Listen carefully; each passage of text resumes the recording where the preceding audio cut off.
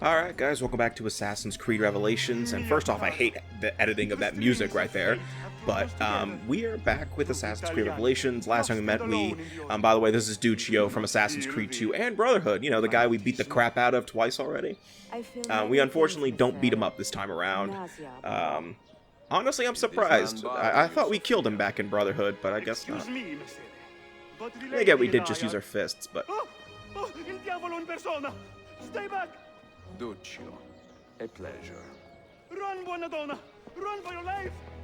I just love how he's a recurring joke. But anyway, last time we met in Assassin's Creed Revelations, we just did some more story stuff, mainly meeting the Sultan's son, not son, grandson or something like that, Suleiman, and just learning more about the positions. But basically, we're almost done with the sequence, by the way, because of the fact that we are now doing the Sophia memories. So, yeah, basically what happens is that the Sophia memories are technically the last memories in a DNA sequence, typically. Let me see what I can do. I know a few ways to unless directed otherwise, but most of the time the Sophia memories should be the last ones you do. But you can make them the first thing you do in the actual, when you first get in the sequence. But, again, it's just all pretty simple stuff. Yeah, you can tell, by the way, that this is going to be a beefy part because I couldn't really find a good spot to end this on. I'm actually going to try to use bombs again. Yeah, this is going to work out well. Okay, it worked out well. And, yes, obviously I did cut between I think it was a couple of hours of just doing random stuff, so there will be mission prompts popping up later saying, hey, you did, saying, hey, your mission in whatever place is complete, and obviously my currency is much higher than what it originally was, or maybe it's just different. I don't think it's higher or lower. It's probably lower, if anything. And then I think I have some minor equipment changes, but I don't know. I didn't pay attention.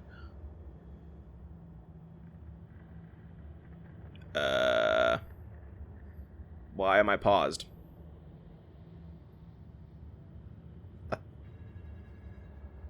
Why did I pause? Okay, that was weird. I really wonder why I paused there. Oh, I'm probably answering a text. You know, because I was getting some pretty important texts at the time, so. Because every time I'm recording a Let's Play, someone always wants to text me. I think that's just the rule with my life. It's just anytime I'm recording, someone always is trying to text me, call me, or just want to barge into my room.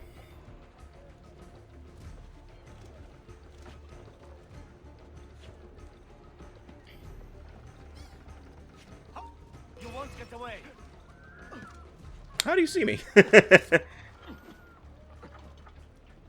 Well, this is BS. Oh, he's dead. So right now we gotta find Sophia's parcel among the impounded cargo. Once again, you're just using Eagle Sense.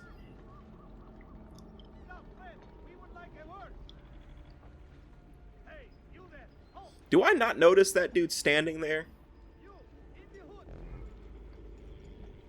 I guess I do.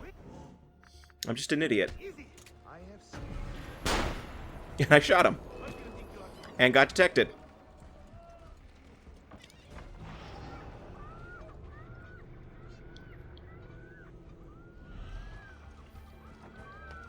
Well, they aren't doing great trying to get after me. I mean... whatever. Tangent time. I'm trying to figure out what a good tangent would be right now, because, I mean, I already talked about Gamescom and Assassin's Creed Mirage. Perfetto.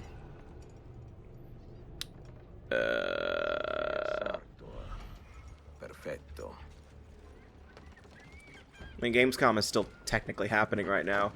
I mean, today I believe we got, or yesterday I want to say, we got some Persona 3 Reloaded information, which I love Persona 3, so I actually really do look forward to the remake. Not sure if I'm going to pre-order it yet. I'm probably going to wait a couple weeks, or maybe a month or two, because I'm trying to decide which version I want, in terms of, like, the deluxe, digital deluxe, super turbo, awesome, holy shit version. That's the thing about pre-ordering games now that sucks, is just, like, there's always, like, a better version. It comes with other stuff, and I'm trying to decide, do I really want that? Like, especially Persona, like, they give you all this merch and shit, and it's like, do I really want it, or do I really need it? And it's like, ugh. Well, they give you download codes for the DLC that's probably going to be on the PlayStation Store anyway, and I'm just like, God, it's just... I hate it. Persona's, I think, the worst with it. Then again, almost every franchise I deal with at this point is just terrible at it. There are just times where I don't like pre-ordering games. Especially with GameStop. You know what? Fuck GameStop. I'm going to say that. Fuck GameStop. Because at least fuck their pre-ordering system right now. Because I have had 2 separate times where I pre-ordered a game and I didn't get it on release day. I got it like a week later. Metroid Dread is a huge example of this, and Fire Emblem Warriors 3 Hopes is the other example, where I didn't even get the damn game until like a month after, so I have just stopped pre-ordering from GameStop altogether. Amazon is much better at it. That, or I do it from the developer's website, and they usually just direct me to GameStop anyway, huh? So...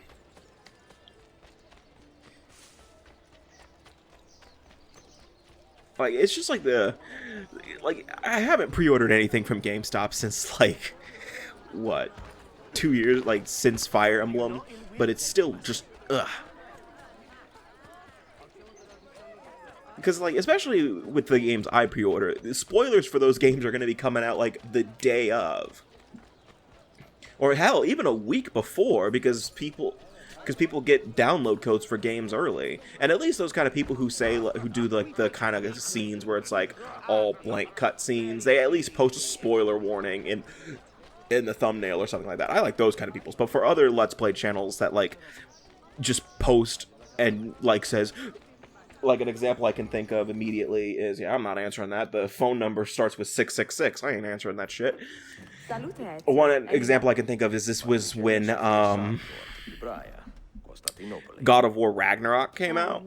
I mean, I don't really care anymore, but like I remember the thumbnail was of Kratos, not Kratos. It was Kratos, and it was Kratos kills. I think it was Kratos kills Heimdall. I didn't believe that spoiler at first because I was like, I don't believe spoilers anymore because anyone can make a spoiler at this point. But then, you know, I played God of War Ragnarok when it came out, but, like, I do remember, like, it technically wasn't spoiled for me because I did already defeat Heimdall at that point, so I already knew what happened. But, you know... Incredibile. The more we learn about the world, the less we seem to know. Well, you honored your promise. Here is mine fulfilled. If we are correct, this should show you the location of the first book. I must admit, my head is swimming with the anyway, I prospect don't know what of I was seeing talking about. This knowledge the Oh, it was world has Ragnarok. lost, And must I already have again. finished the Heimdall boss fight. Perhaps I could And give a few copies to at the that city time, myself. A small run of 50 or so. you know, I That saw should be videos of enough. Ragnarok popping up in my recommended feed because, of course, it was. And I remember seeing the spoiler. I remember seeing the Heimdall is killed by Kratos thumbnail or whatever it was, and the date of the video was like a week before Ragnarok came out. And I'm just like, what is wrong with you people? Like, it's just not just video games. Fucking all media does it, and it's so fucking annoying. Like, I'm getting tired of it. Like, I don't understand. Like, do you guys get satisfaction out of spoiling something for other people? Is that what it is?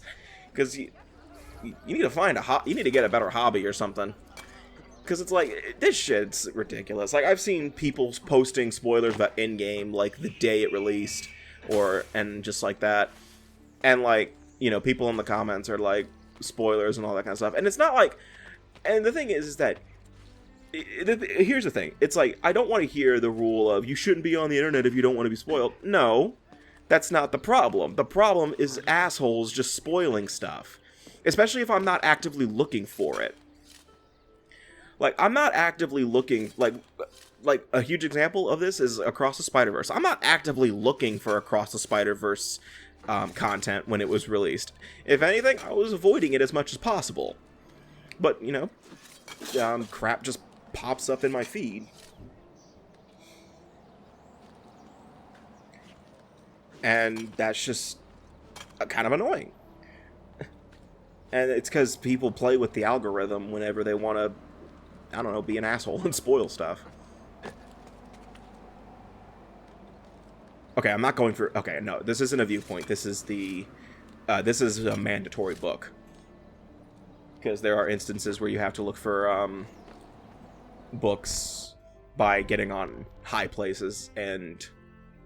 whatchamacallit, using Eagle Sense once again on certain symbols. You can kind of, I guess, vaguely get a sense of where the book might be considered just by the geometry of the area. And there, yep. So like, yeah, right there. You can kind of guess that the book was going to be there. You know you have a parachute, right? And he doesn't use it. I think I just forgot the parachute exists, or I forgot how to use it. Because the parachute is, you know, something that, by the way, you have to get in Assassin's Creed Brotherhood. Otherwise, I guess Brotherhood's not canon anymore. Then again, Brotherhood's not canon anyway, because they changed the fact that Ezio doesn't have the armor of Altair at that point. At the beginning of the game, so I guess Brotherhood just isn't canon. Ezio never experienced Brotherhood. All the Cesare stuff, that was all a dream. So meaning that the armor of Altair was never lost. I'm just kidding. I guess you could chalk that up to Animus glitch. Let's go with that. We're going with that? Good, shut up.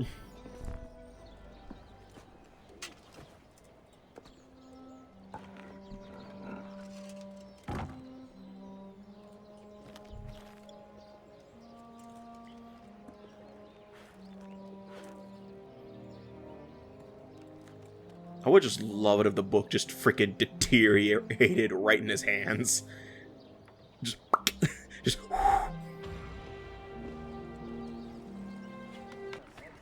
Oh yeah, I cut.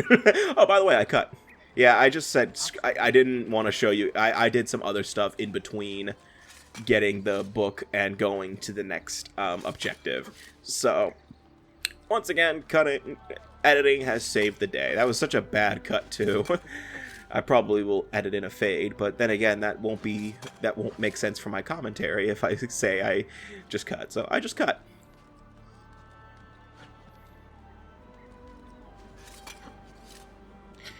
So I believe the next Masayf key is just a free running section where you're just running through an obstacle course. With, like, no time limit, unless you're going for full synchronization, of course. If you're not going for full synchronization, then don't listen to me. Because the full synchronization is, like, 6 minutes, I want to say. Which actually isn't that hard. In fact, I think I barely made it. Basically, if you don't make any mistakes while free running, you're guaranteed to get it. The reason I'm standing here? It's a nice view, Ezio, but, go into the thing. Why did the objective marker just move? So are you telling me that we walked right past a Masayf key at the beginning of the game? Is that what I'm gathering here? Because if we did, that's bullshit. And Ezio's an idiot. Like, he didn't think to look there?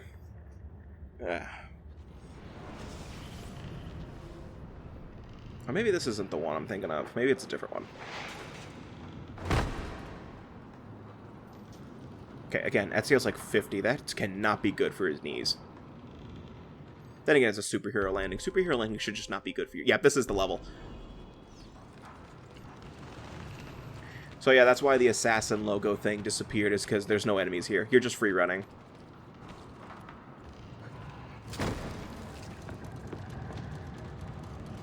And this is also one of those instances where I think Ezio should have died at least 5 times.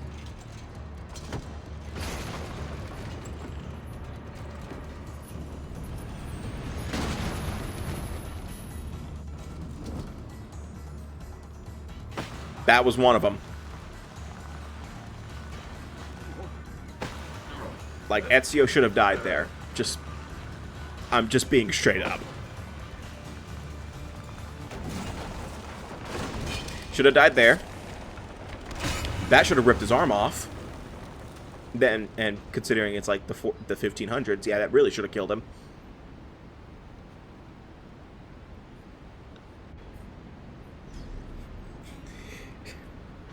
Then again, the whole Assassin's Creed, the Ezio trilogy to me is just Ezio should have died like 20 years ago.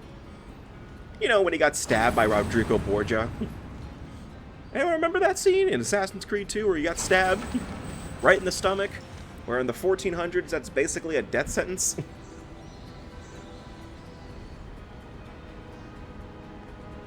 Then again, it was basically a miracle to live past 35 at that time, I guess, so...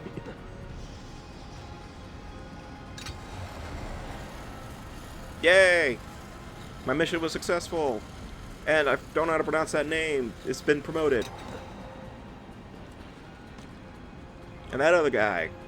And that guy. And that... That's a woman.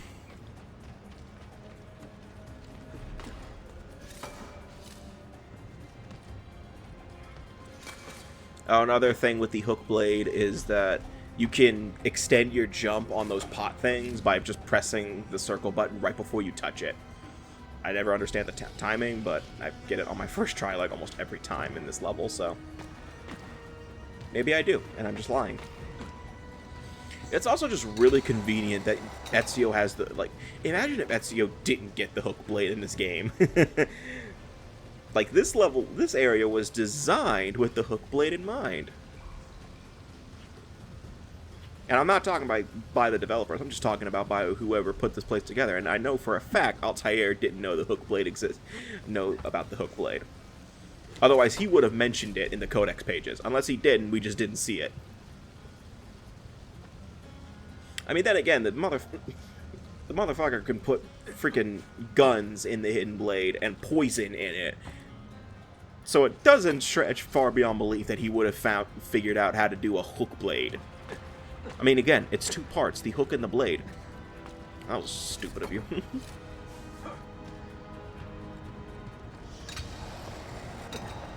Like, again, imagine if Ezio didn't have the hook blade. His hands would be burning.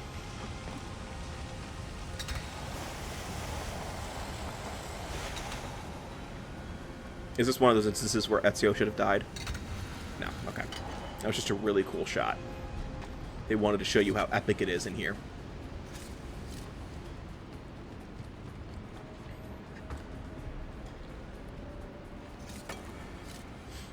I do like the fact, though, that for the most part in this game, we start off with everything we had back in Brotherhood, because that was one thing about Brotherhood I absolutely just hated, was that we lost everything that Ezio had at the end of Assassin's Creed 2. Except for, like, what, 2 things? Like, Ezio didn't have the glove that let him jump during climbing. He lost the other hidden blade. He lost the hidden blade. No, he had the hidden blade gun. And he had everything except the second hidden blade. For some reason, they took that away. Which, I really don't understand that decision in Brotherhood. Why take away the second hidden blade for Ezio? When I'm pretty sure players were already used to, where am I going? What? Follow the green marker. Too early. Too early. But, like, I'm pretty sure players were already used to Assassin's Creed 2 and Ezio's double hidden blade. And for some reason, they thought it was a good idea to have Ezio not have that anymore, but yet keep his hidden gun and the poison. I really don't get that decision.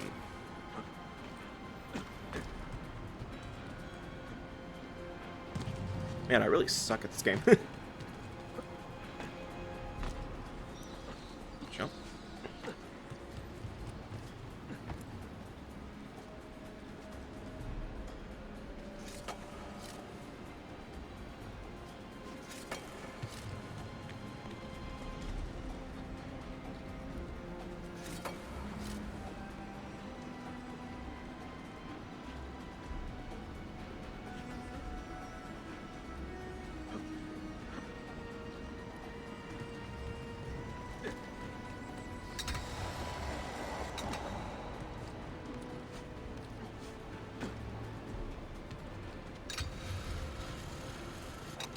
by the way, yes, the full synchronization maybe finish the level in 6 minutes, but the timer won't show, but you will hear, like, when you're getting close to failing, like, you'll hear the sound the timer makes when you're close. Plus, you can pause the game at any time to look. Again, that's another instance where Ezio should have died. You'll hear when the timer is getting close to ending. Like, I think you'll hear, like, the wah. Okay, it just sounded like Awkwafina in the Little Mermaid remake, and I really don't like that fact. I haven't seen that movie, and I have no intention of seeing it, but I did see I have heard of Awkwafina's rapping in that, and I don't really know much about Awkwafina. I don't know anything. I feel like I'm talking about water, by the way, but I don't even know if I'm pronouncing it right, is the thing. But, like, I don't know much about her. The only thing I've seen her in is Shang-Chi and The Legend of the Ten Rings. And in all honesty, she was fine. She wasn't, like, the worst part of the movie to me. But, honestly, you could have taken her out and nothing of value would have been lost. And I don't want to hear the whole she dealt the final hit to to the giant kaiju monster at the end of the movie. I don't care about that. I just mean in terms of everything else, I think you could have taken her out and nothing really would have been lost. But, I mean, it wasn't like she was intrusive. But, like, I heard that in the Little Mermaid remake, I just heard that movie's bad overall, honestly. Is that she's just worse. And they let her rap. Never let a comedian rap, guys. And, yep, we cut again. That action time was pretty smooth. I'll give myself that one. I honestly could have cut the part here, but the thing is that this would have only left a 10-minute part for Monday. And, no. Because this was the end of a session. So, by the way, yes, we have 2 Masayf keys now. Which is more than one. I do remember that we technically know where the third one of them are right now because it is with the Templars, but we're not getting that till the end of the game because it's Assassin's Creed. You held fire in your hand, old man. It should have been destroyed. So this memory takes place almost immediately, not almost immediately, like legit immediately after the final boss fight of Assassin's Creed 1. Forgive me for this, mentor, but the apple corrupted you, and through you it would have corrupted us. So here's your little recap if you forgot what happened in Assassin's Creed 1 like everyone else did. So Altair was 26 during Assassin's Creed 1, or at least the final section of it. He was no sorcerer, just an ordinary man in command of illusions. And again, they got rid of his they got rid of his non-existent accent. Altair, some of the men will not stand for such a thing. Let me handle it.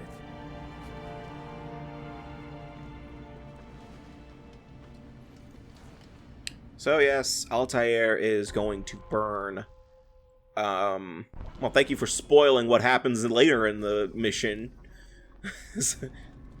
Are you fit to travel? Well enough, yes. I asked Malik to ride to Jerusalem with news of Al-Mualim's death. Would you ride to Acre and do the same? Of course. So much confusion. There was a third area in Assassin's Creed 1, I can't remember it. No, was it just Acre and in Jerusalem? Huh. Because I know there's Masayf, but that didn't, nothing happened in that area. So, we're basically burning Al-Mualim's body, which is not a good thing. I think that's a cultural thing, if I remember correctly. Where during the Crusades, you're not supposed to burn bodies, if I remember correctly. The Templars corrupted him. Where is your proof? Or at least that's what I've gathered. I don't know. I'm too lazy to research right now. I'm too lazy to Google, and my phone's dying. If I find your answers wanting, I will talk until you are satisfied. Do you remember the artifact we recovered from Robert de Sable in Solomon's temple? the artifact you were sent to retrieve, what others delivered? Yes. Because you killed an old man in a cave, just saying. The apple of Eden. It was not a Templar Can tool, conjure Altair. illusions and control men's minds. a deadly weapon. And you believe Mualim fell under its spell? I do. Today he used the apple to enslave Masayf. You saw that for yourself. I do not know what I saw. Dude! Listen, Abbas. The apple is safe. You in were Al-Mualim's there! My brother in I'm Christ, finished you here. were there! I will show you all I know.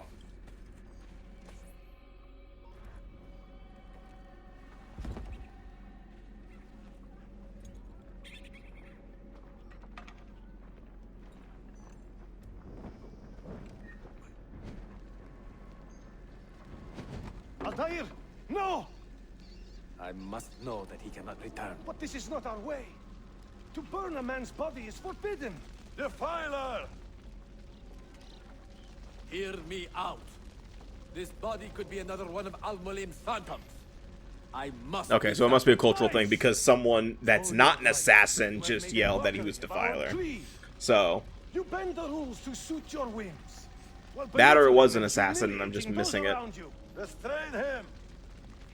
Did you Someone- not hear him? Al-Mualim is bewitched. Ah! Oh, Lord. Oh, that's a desynchronization. Just kidding. So, for this, Abbas the dumbass, decided to...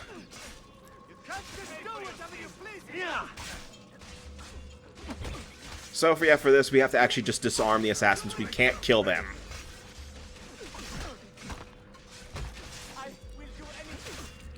So yeah, this is actually kind of when the assassins sort of ended up dividing on their feelings about the apple and Altair as a whole.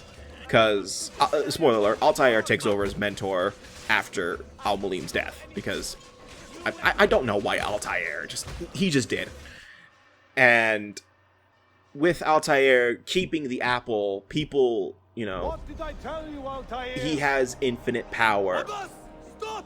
And What did you think would happen when you murdered our and beloved somehow brother? Abbas got the apple. I don't know. I don't know. I guess Altair left it on the floor. All your misfortune, even your father's suicide. My father was a hero. This is not the time to quarrel over the past. We must Also, Abbas has daddy remove issues, that but that's a weapon. different story. Whatever this artifact is capable of, you are not worthy to wield it. Basically, though, it's a civil war between assassins that's kind of subtle at first, but then it eventually devolves into chaos after an incident that we will see later in this game. But basically, Abbas wants the apple for himself because he believes that Altair is not worthy, but Altair wants to keep it from everybody else because he believes nobody else is worthy of it. Yada yada yada. Civil war breaks out, but right now we got to recover the apple to save Abbas' ass. Luckily, you can't take any damage during this section. The most that's going to happen is Altair's going to stumble. Which I guess is another indication of Altair's compatibility with the apple. Where it doesn't damage him, but it does make him stumble a little bit. But Abbas's health bar, it will deplete over time, and if you don't get to him before it kills him, game over, you gotta start all over.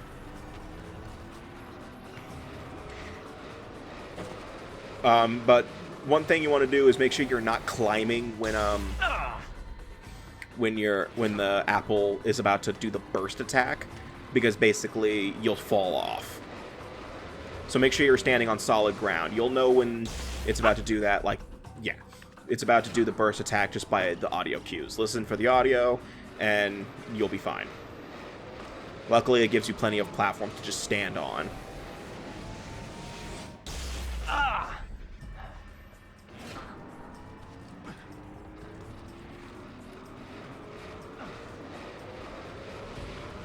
Barely made that.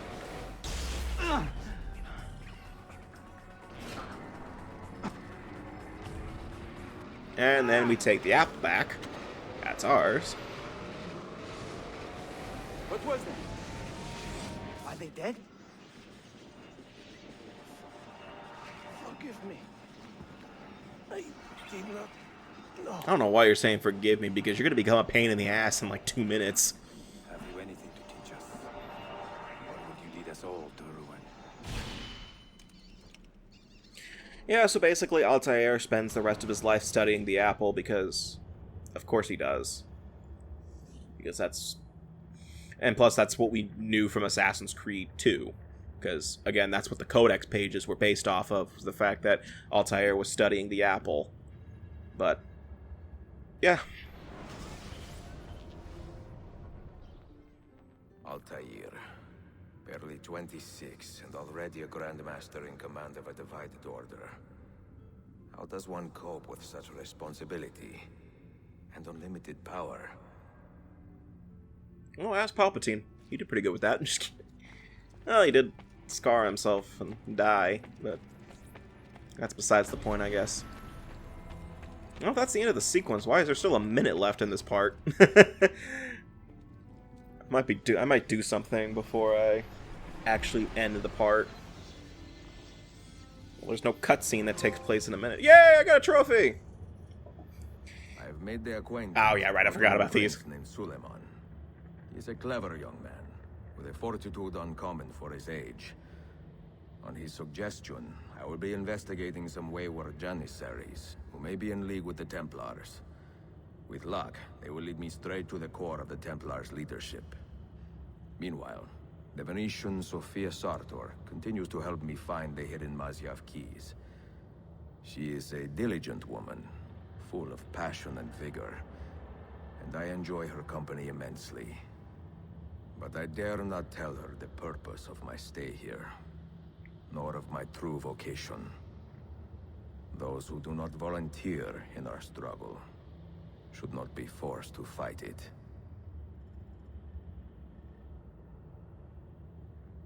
Well, that's valid, I guess. Yeah. But, Sequence 5, Heir to the Empire. We won't find out what happens in Sequence 5 until next part, because, I mean, this part's already 30 minutes long. Yeah. So, see you guys next time for Assassin's Creed Revelations.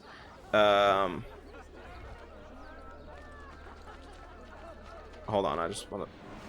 Okay. Now that's the end of the part. So the next time we meet in Assassin's Creed Revelations, we're going to be continuing on with Sequence 5. And, you know, just doing Assassin's Creed stuff. I mean, there's not much else to say about that. So see you guys next time, and take care.